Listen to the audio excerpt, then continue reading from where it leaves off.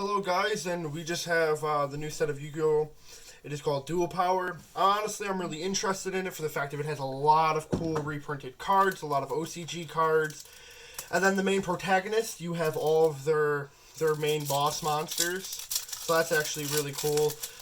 I mean, it's kind of interesting for the fact of, like, you have the reprint of Deco Talker, and I don't know how you guys feel about that, but I still feel that, Deco Talker isn't the true protagonist card. It's definitely Firewall, but with it being hit and us not having it, it just kind of makes sense how they would give the alternate art to a card that we actually can play and not a banned card, because, you know, Konami is. They don't like giving us reprints of cards that we cannot play in our meta.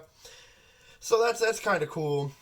All of them, I think, look really good, but honestly, I would have to say my favorites definitely stand out being, I would have to say Stardust, and oddly enough, I would say Neos. I think Neos looks really good, but also I would say he looks really bad. He's one of those mixture cards. Then I would also like to just say, Deco Talker has those thick thighs, though. It's definitely not the way I imagine him. I imagine him a lot more pointy, and he's very angular. So that's just a little comment that I've kind of had in my mind. Well, you get six packs from this set, so it's not terrible. You also get your guaranteed protagonist cards, so that's not bad. For $30, I mean, it's a pretty reasonable price. So you get the Divine Snake Geth. Honestly, I think it was just put in here for the fact of it's only printing besides this was common. And I don't know, it's supposed to be one of those God card cards, and it just doesn't feel like that.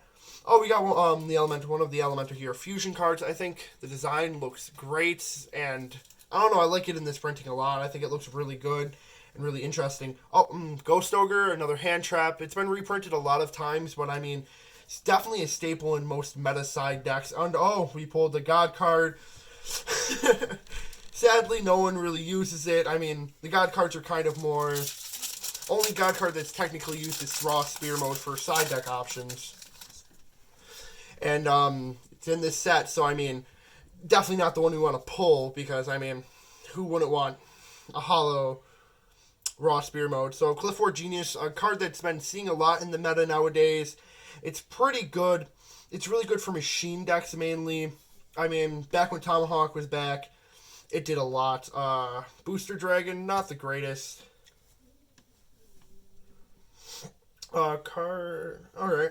Some generic links that really don't do much, but definitely are interesting to see in the set. A lot of cards that we haven't had for us yet, so just wondering how cards that we don't really see all that good, maybe changing the face of our meta and kind of making a difference. So, I mean, they're scarce cards. Or for Scorpio, it is a short print. Really cool to see this.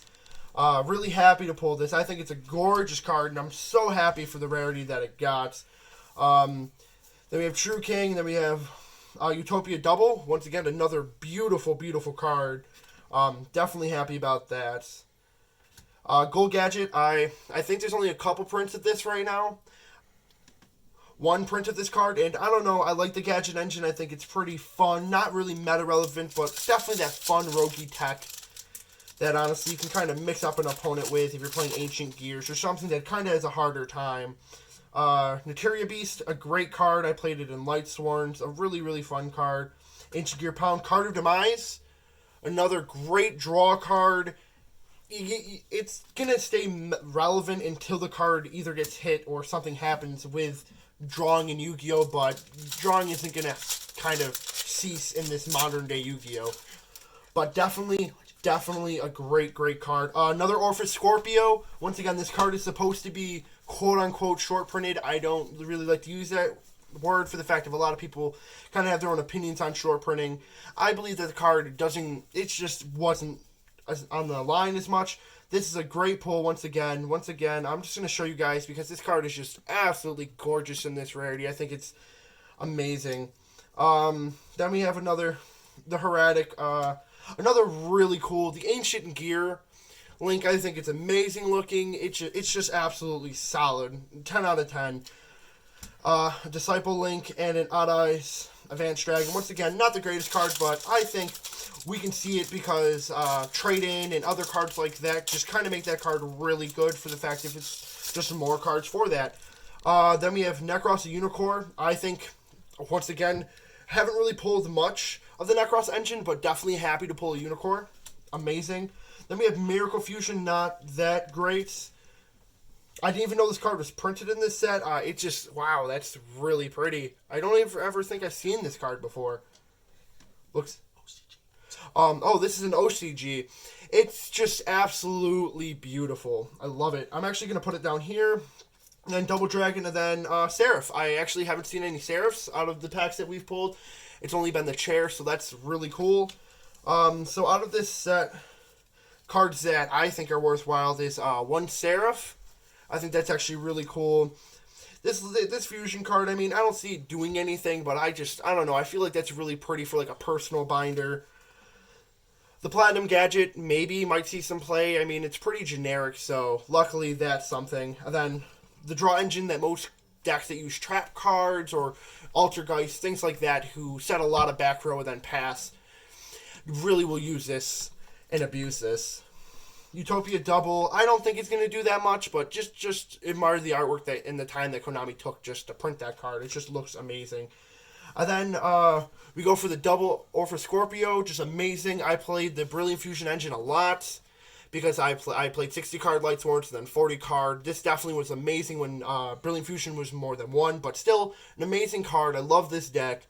Definitely a great pull. And then we go to Ghost Ogre. Ghost Ogre just being a generic hand trap, and I mean, it's just good, and it'll always be good until we get something better, but for now, that doesn't look like it's happening anytime soon. Well, this was Dual Power.